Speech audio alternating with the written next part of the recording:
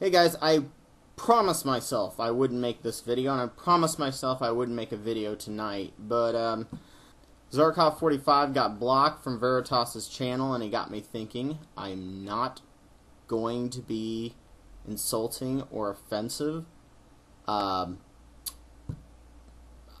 Maybe. He may consider what I have to say offensive, but here goes nothing. What if I found out that Christians were right? What would I say to God in heaven? Well, why did you make this brain if we weren't allowed to use it?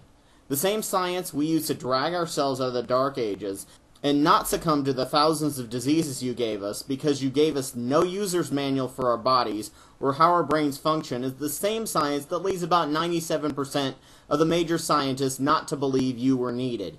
Instead, you told us in your book that sin and demons caused it.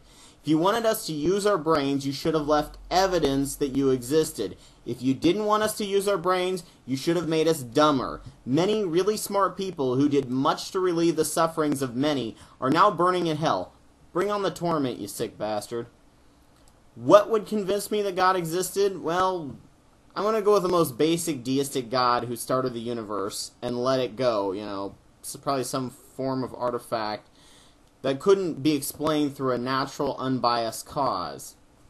If God maybe left some message that wasn't ambiguous, like maybe an ancient text with political spin, I don't know. I would have to hear your argument, weigh the options, try to be as unbiased as possible, because I'm open to believe anything so long as it doesn't fall apart on itself.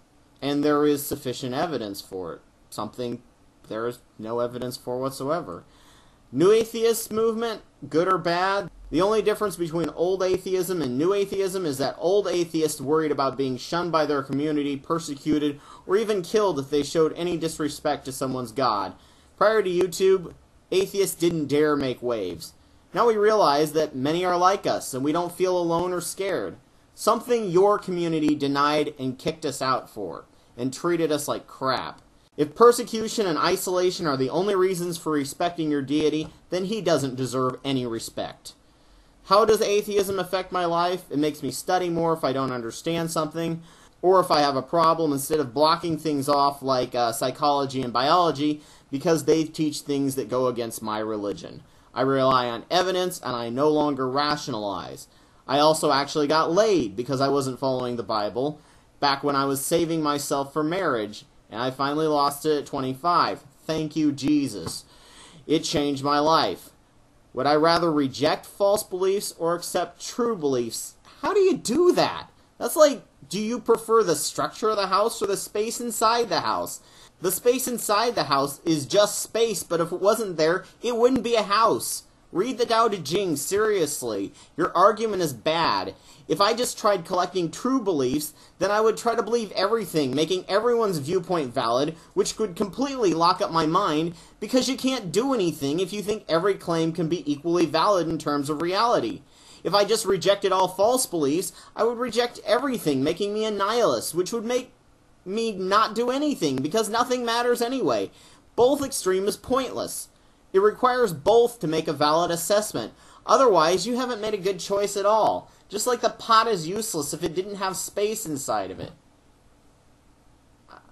I don't know where you're going with this. And I don't think you do either.